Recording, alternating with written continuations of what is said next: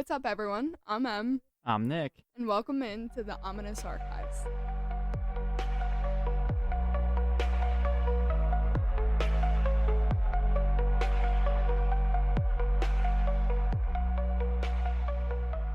This week, we've got another inclusive. I'm so sick of this tired Nick joke.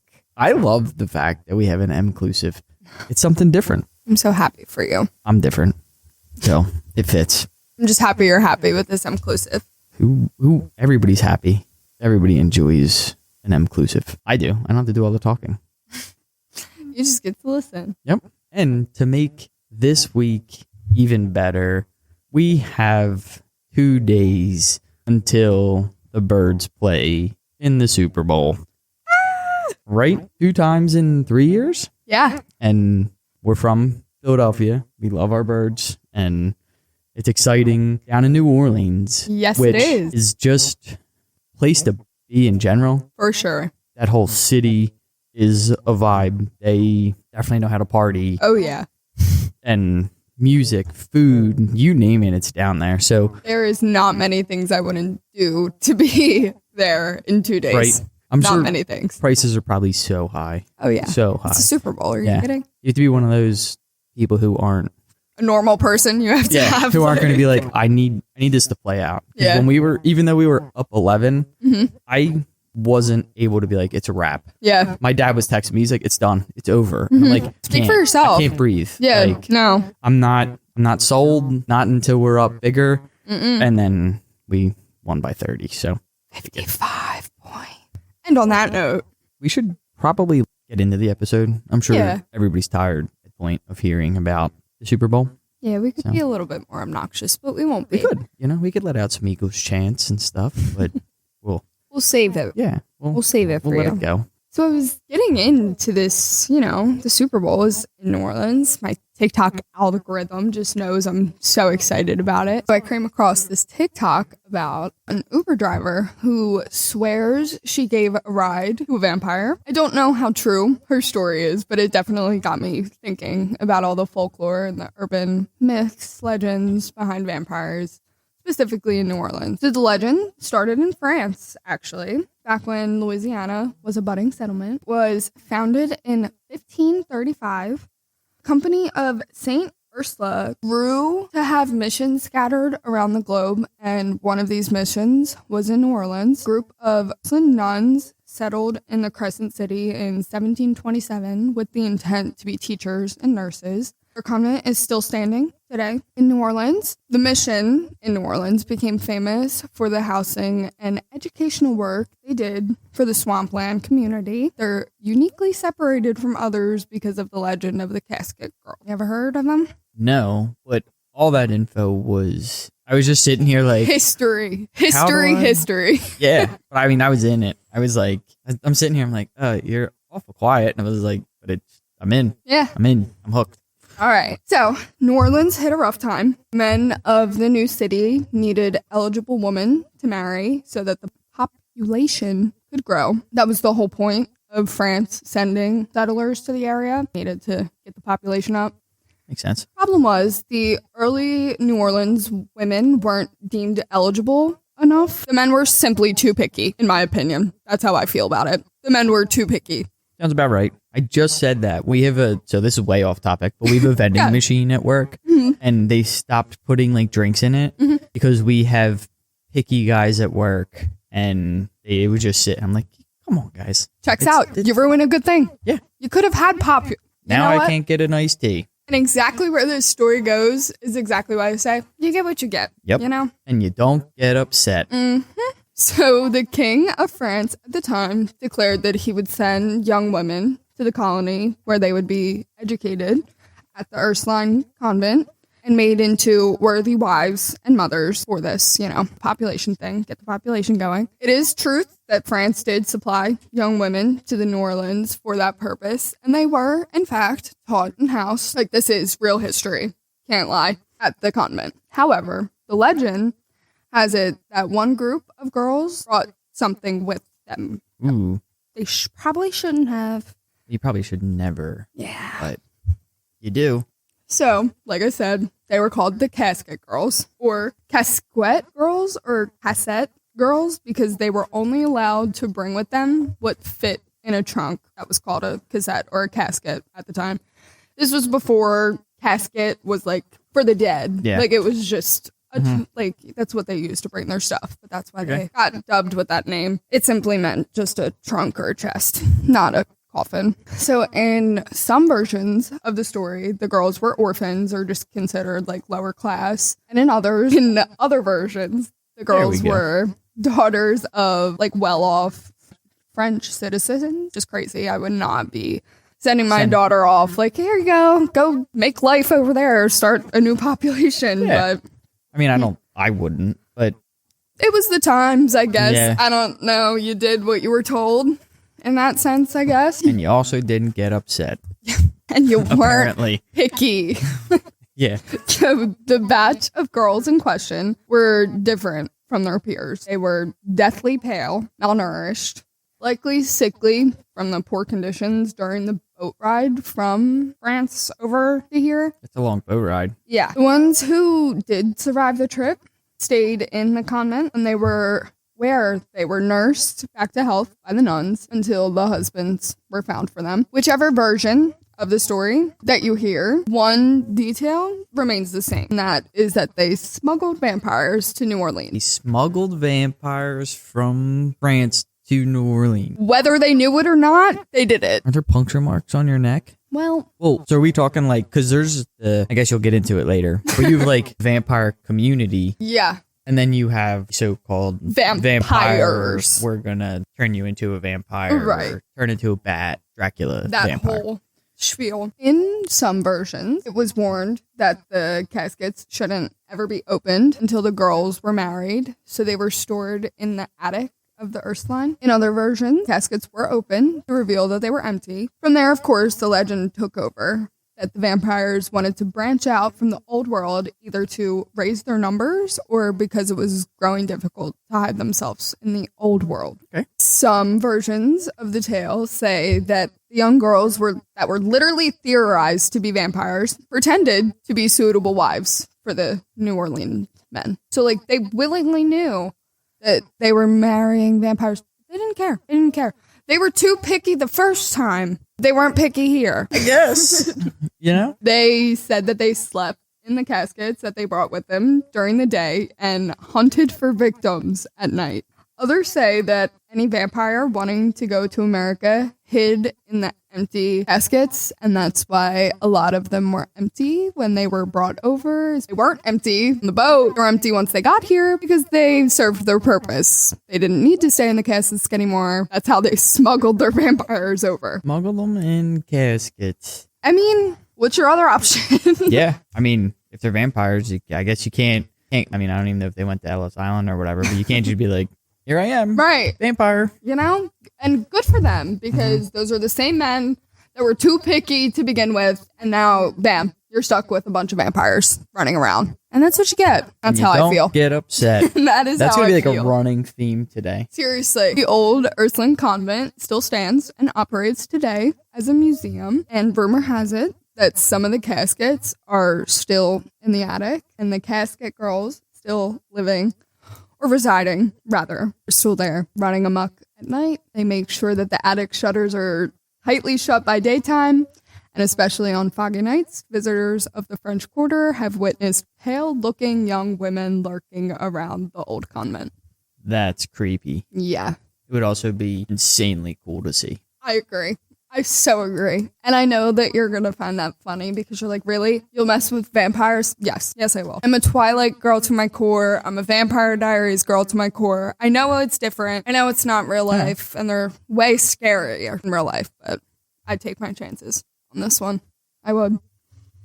Okay. I mean, to see New Orleans, Yeah. I feel like you almost have to just be like, suck it up, Buttercup. Right, You're like- gonna. They tell you not to walk around New Orleans by yourself because of the whole, hey, maybe a vampire's gonna get you. Yeah, that's enough for me. It would scare me. It would spook me. Buddy system because there's vampires. Yeah, for sure. So, moving right along to probably one of the most popular stories about vampires, I feel like if you know anything about New Orleans or just vampires in general, then you know about these guys. You heard of the Carter brothers? No. Really? Nope. Oh, I'm so excited to tell you this one then. I thought that you would already know this one. No, I don't really know much about the vampire, but like that was my general knowledge earlier. I know there's a vampire community. Oh, I mean, I know. There's a vampire community, and then there's like the so-called monster vampires. Like folklore. There you go, the folklore. Yeah, that's about what I know. Carter brothers. They are a doozy. This one's crazy. John and Wayne, the Carter brothers.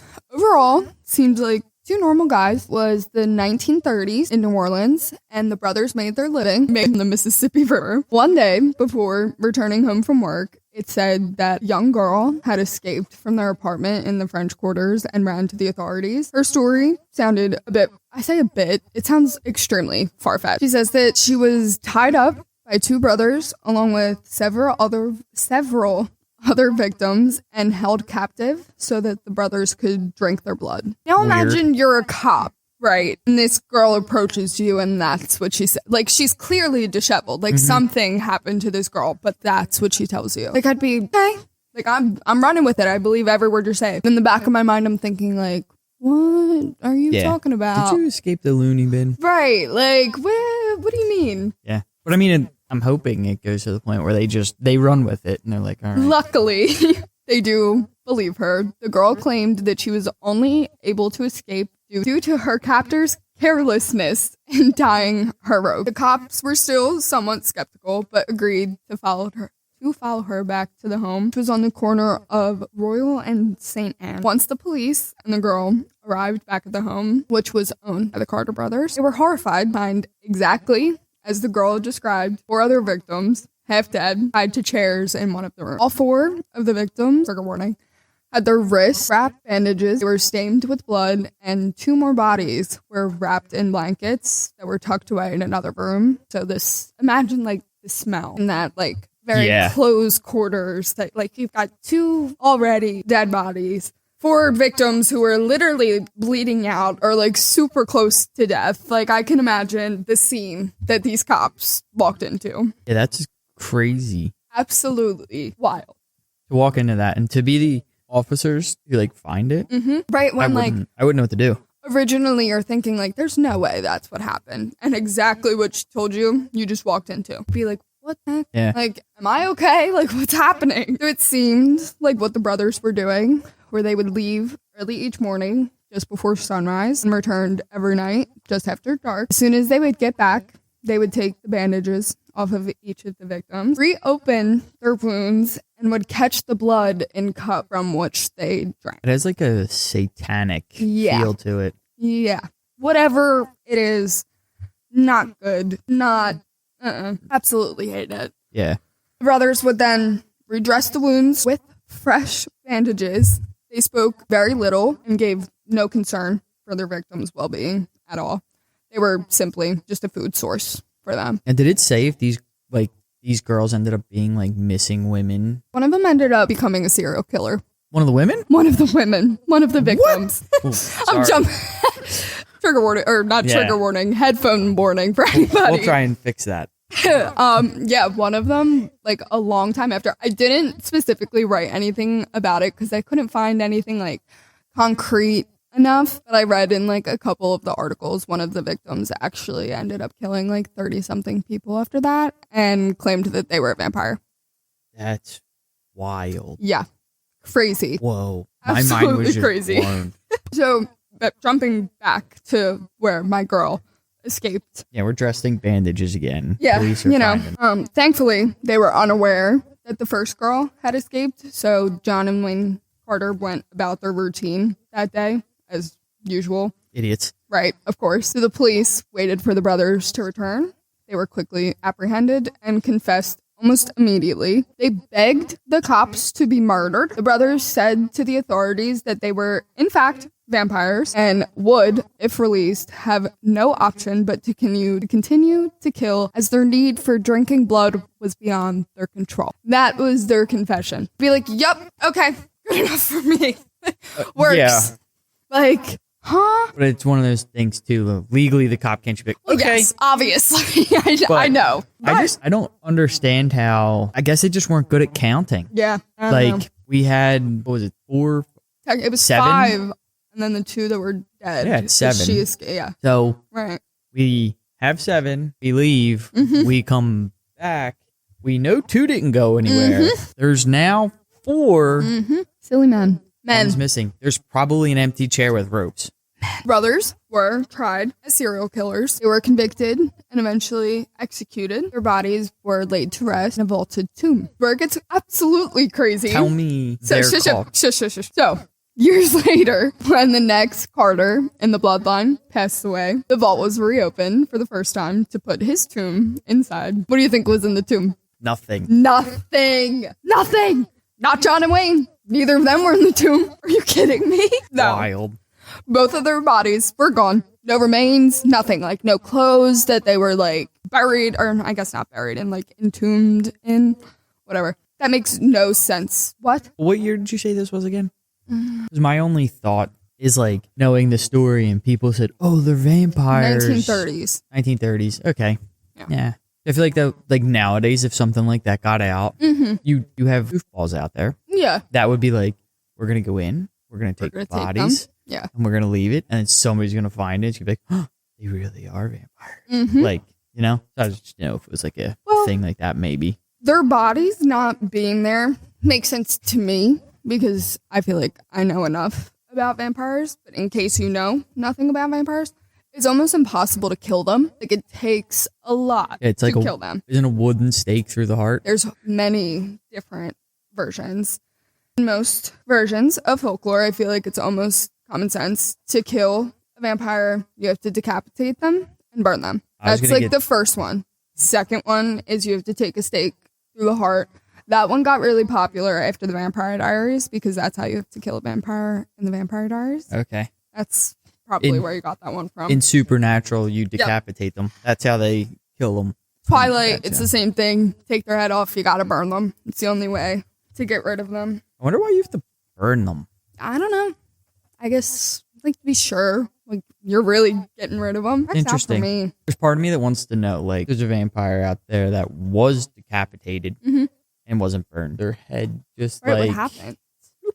back on. You know, that's actually that's a good theory. I never thought about that. Huh. I mean, Billy Butcherson, he gets his head knocked off and finds it. Right. Never say never. So maybe they can, and that's why you have to burn them to, like, make it final. Right. Well, I highly doubt that that's the form of execution that was done on the Carter brothers. So I think not. The story goes that to this day, the Carter brothers are actually still roaming around the French Quarter. There's been many sightings of them in many recent years. One being the new owner of the apartment building where the Carters once lived. The owner reported seeing the 2 men whispering on the 3rd floor balcony, and when they realized that they were being watched, the brothers supposedly jumped from the balcony to the street and just disappeared. I was going to say security cameras, but then I don't know how that would work with vampires because they don't have a reflection. Nope. That's a big thing with them. But it's a camera, not a mirror. So they're not seeing their reflection. So could we see them on the camera, but if they look, they can't see themselves? These are all really great questions that I wish I had an answer for you. I wish I could just, like, talk to a vampire. Wouldn't it be nice? It would. It would just be so nice. Like a friendly vampire that's not going to, like, suck my blood and turn me into a vampire. I'll take it. Wonder if there's, like, now we're going down a rabbit hole. No, like go. Like a air quote vegetarian vampire. Have you ever seen They drink Twilight? they drink cow's blood instead of. Have you I guess that seen is Twilight. Duh. He's literally a vegetarian. That's the whole point. So he doesn't eat Bella. Yeah. Gosh, I love Twilight. Put me on a podcast and let me talk about Twilight for hours. I won't join you on that one. I'll find somebody. I could try and color commentate, but So, moving on to our next vampire that resides in New Orleans, the Count of Saint Germain. You ever heard of him? No. I never heard of him either until I started doing this research. This is the mysterious case of Jacques Saint Germain. So sorry to you, my guy, if that is not how you pronounce it. You've got a long name. I wonder if it's like Jacques. It probably is, but I don't have the pronunciation skills for that. So he's also known as the Count of Saint Germain. Count was reportedly born sometime between the late 1600s and the early 1700s. Big time the thing there. Yeah. So long ago, we just don't know. Checks out. Records back then probably weren't great. For sure. How'd they even keep them? There was somebody. I feel like that's how we have a lot of our history. Somebody knew somebody we needed had to to write be stuff doing it. down. Yeah, you're right. So he reappeared in New Orleans society as Jacques de Saint Germain during the early 1900s. Germain passed himself off as the descendant of the original Count of Saint Germain. That was apparently a really big deal. He quickly became the talk and host of New Orleans. Everyone loved him. Everyone respected him, despite him having some weird and interesting characteristics. One of them being never eating around anyone. Anyone that knew him claimed that they never once saw him eat, which is a little weird. Never really met somebody that's got such a thing about eating in front of people. But yeah. I mean, I don't even know how you don't accidentally eat in front of somebody. Right. He also had perfect pale skin, and might I add, he spoke in a way that people were not used to at all. Like he was almost from a different place, different time type thing. That is the most vampire thing I've heard in my life. So on one night, a young woman reported to police that Germain was a vampire and had attacked her. Police went to Germain's home and questioned him about the allegations, despite being kind of weary, that's a little weird. This is a well-respected guy, but nonetheless, they did question him that night. And he explained to the police that the young woman was just drunk, intoxicated, out of her mind. Nonetheless, the police asked him to visit the station in the morning to give a formal statement on it. Germain never arrived to the police station that morning and vanished that night without a trace, to never be seen again, ever. That's crazy because he had to go somewhere. Right. He's a vampire. He went somewhere. He went somewhere, of course. Maybe However, Romania. Are there vampires in Romania? I think Romania is something with vampires. Yes, you're right. Many people do believe that there's been sightings. There's an odd man known as Jack, which is a little interesting. It's kind of like a modernized version of that name. Yeah. And those sightings have occurred throughout the years to present day. And there are some people who believe that this strange man named Jack is actually the Count of Saint Germain looking for his next victim. I just thought that was interesting enough to add a little crazy theory. Yeah, I wonder if he still talks in that goofy way, right? Where it's just you're not from the around skin, here. That's such a distinctive thing for vampires with me. You look like a vampire. They have a look. Yeah, they just know them. I do think of Dracula from Hotel Transylvania. Yeah, for sure. Now more so, just going to talk about the history and fact vampires in general. Obviously, we're in 2025. The information has been around for centuries, and it's been displayed all different ways in media, and I honestly think it's just cool and interesting. It is difficult to pin down a distinct set of characteristics that are consistent, be attributed only to vampires, because in a lot of folklore, a lot of these things overlap. You could be one thing, could be another. So there's a couple characteristics, most of them I feel we know. Most vampires are obviously undead, and that is to say, having been somehow revived death. And many are said to rise nightly from their graves or their coffins, often necessarily containing their native soil. There's that.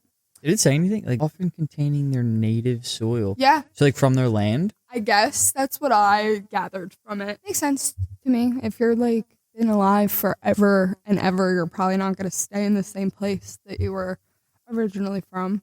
Take it with you. You take some dirt with you. Take it with you. Why not? Keep it in your coffin. Yeah.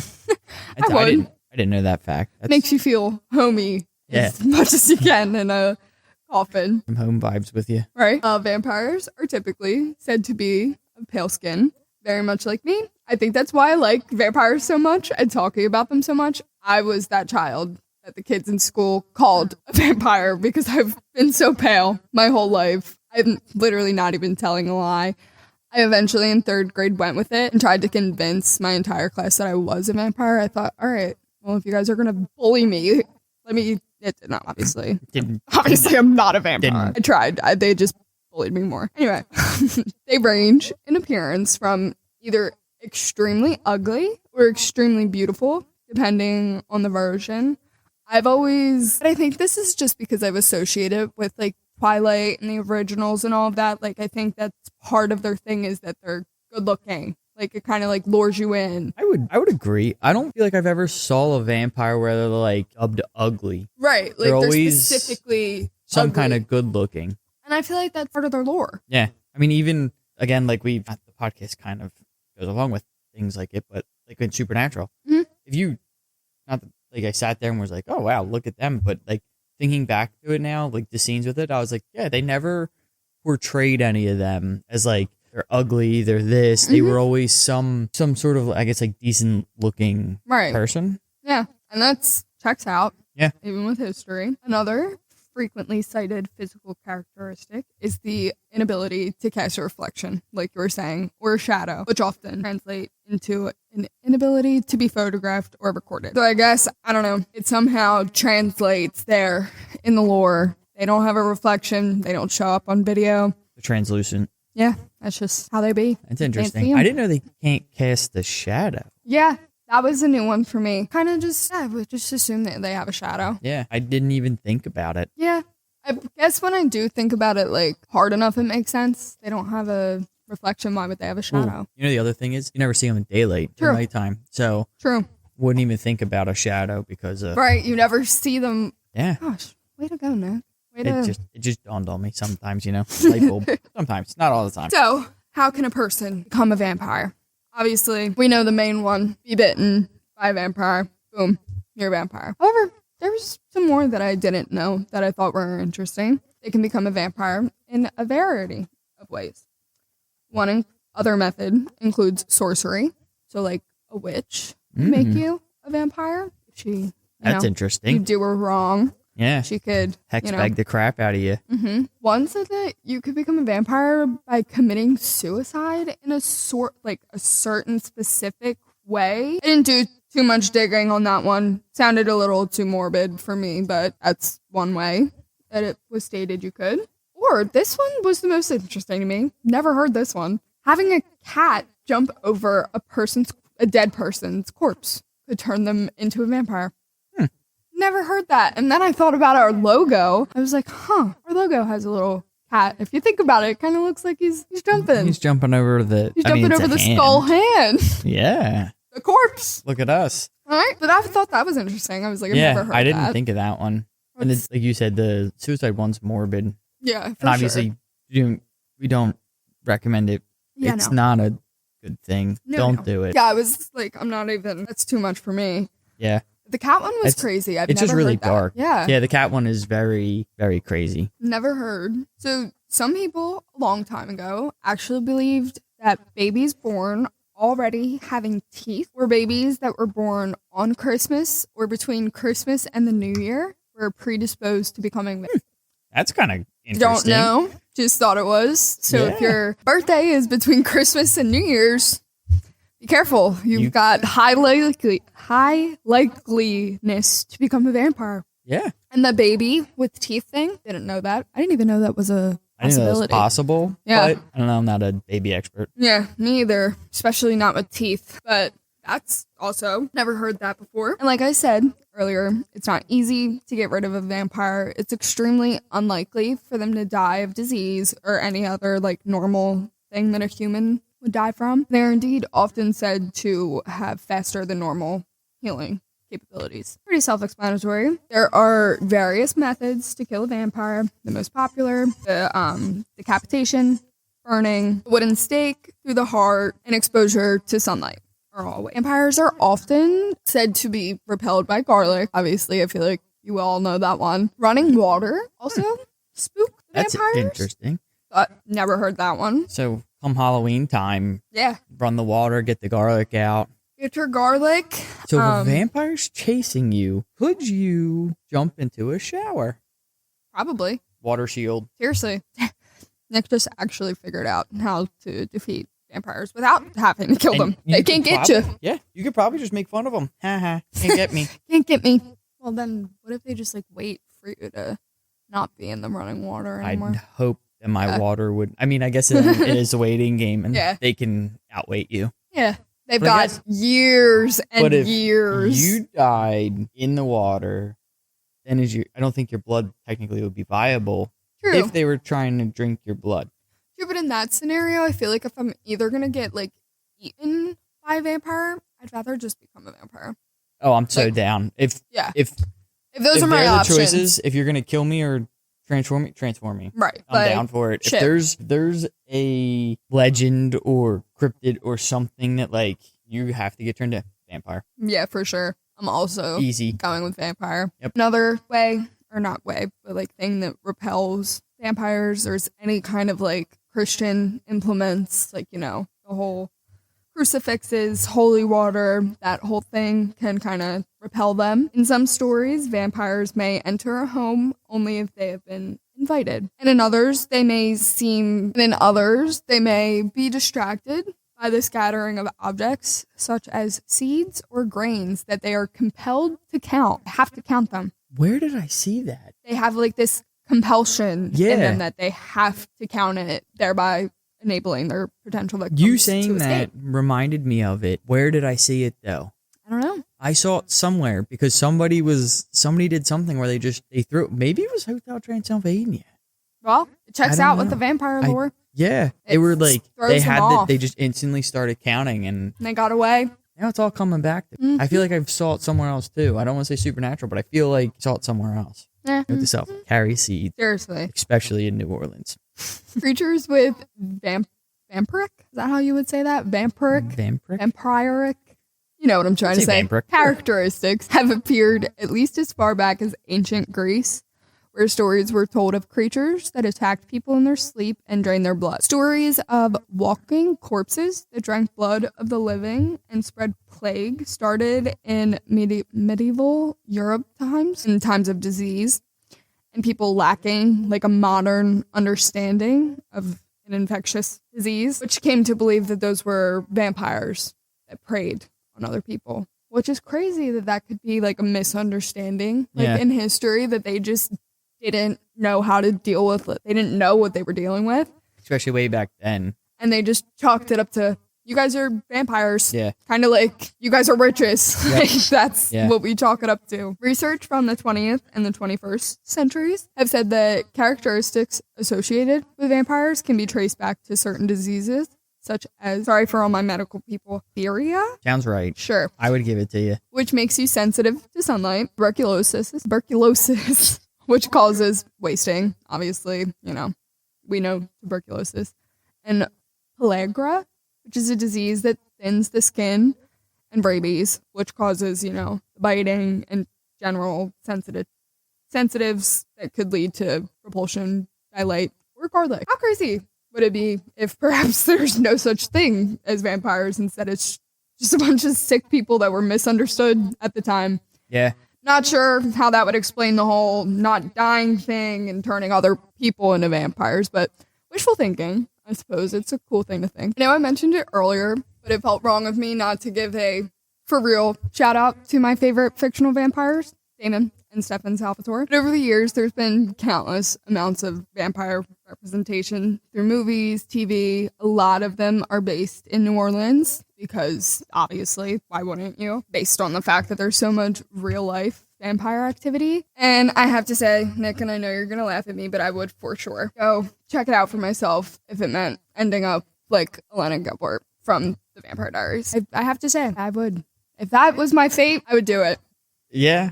Like I said, if there's one creature, mummy, werewolf, vampire, Wendigo, cryptid type thing. Oh, I definitely want to be a Wendigo. Gotta be a vampire. Right? There's just something about them. They're so cool. And I feel like in my heart of hearts, I would want to be like an Edward Cullen vampire that's vegetarian and doesn't eat humans and still just like... Oh, if you turn me, I don't care. just goes throughout society. What if you fall in love with a human and you couldn't? I guess they're gonna be a vampire. I mean, yeah, that's what happens to Bella. Fish so. gotta swim. Birds gotta eat. And that's that. That wraps it up for me this week. I hope you guys enjoyed my little deep dive into vampires in New Orleans. Don't forget to follow us on Instagram at Ominous Archives. X. Ominous Archives. And if you have your own vampire story or you just want to reach out, email us at ominousarchives@gmail.com. All right, guys, that wraps us up down here in the archives. We will catch you next week. See ya. See ya.